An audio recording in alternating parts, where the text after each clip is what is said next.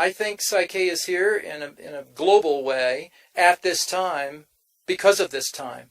I think it's here. It was given 25 years ago. It showed up through my physical beingness, so to speak. But it's not here just for me. It's here for the world and those who are ready to use it, understand it, recognize it, and use it for what it's intended to do.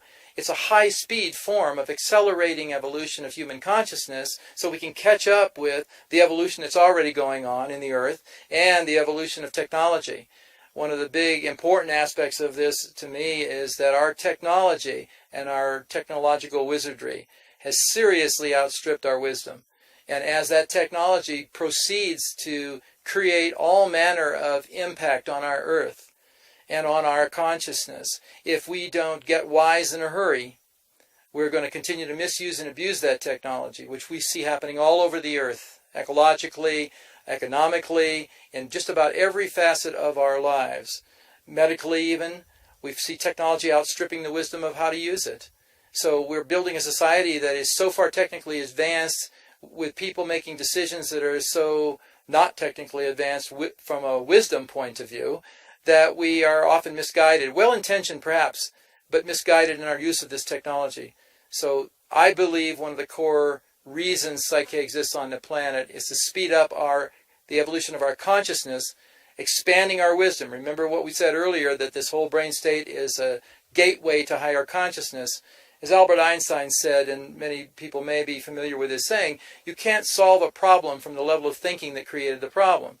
So if we're going to make changes in this world, we have to dial up. We have to get to a new level of vision and understanding. Then we have to be able to download that vision to a subconscious level where it can become a habit and we can put it into action through our physicality. You see, just having an esoteric understanding of what needs to be done doesn't change it. But being able to incorporate it in our physiology, in the world through behaviors, then we can make change. And we can make it in quite a hurry. Because we've been given this faster way of changing our consciousness. Can you explain a little bit about how the subconscious mind works, and why is it that going into the subconscious mind to make these changes is the most efficient way to do it? Well, the subconscious is the home base for your values, attitudes, and beliefs. And those values, attitudes, and beliefs drive your behaviors. As a matter of fact, contemporary neuroscience tells us that at least 95% of the time, our behaviors are driven and directed from the subconscious level of our mind. We don't have as much free will as we think. So about 5% of the time we're operating on this free will level of I think I'll do this or I think I'll do that. The rest of the time we're operating from preconceived notions, belief systems that were learned in the early stages of your life and perpetuated over time.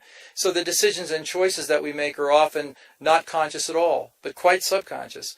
Those are you can consider the subconscious mind the habit level of thinking and behaving.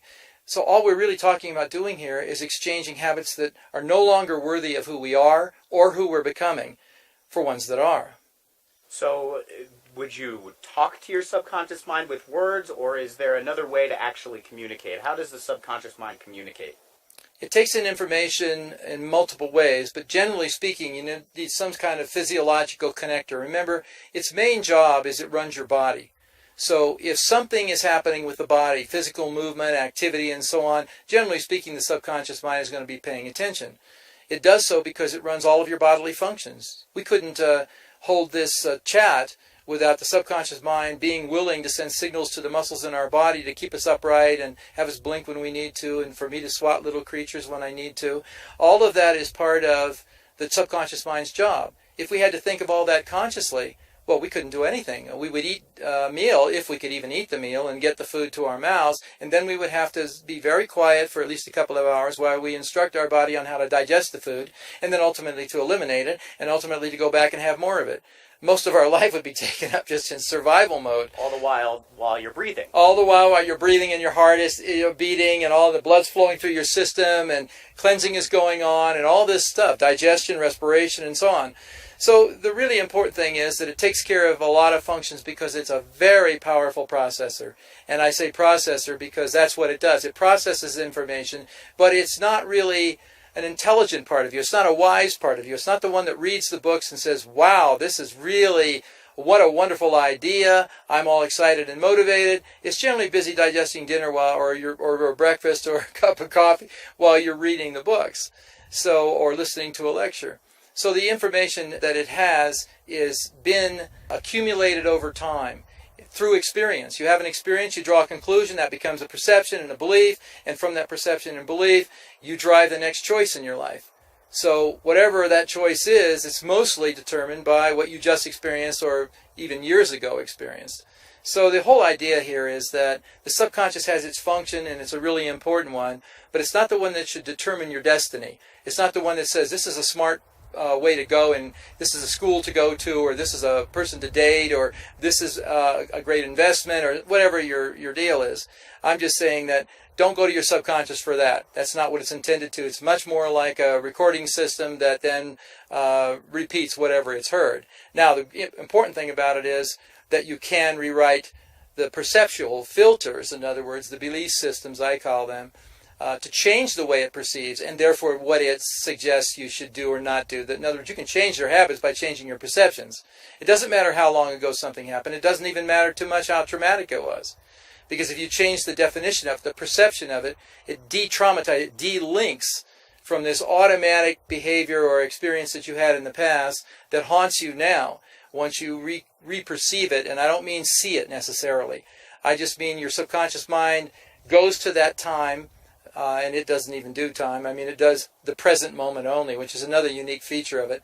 Our conscious mind does the future and the past, but subconscious, present moment only. So it doesn't know that this happened to you 35 years ago.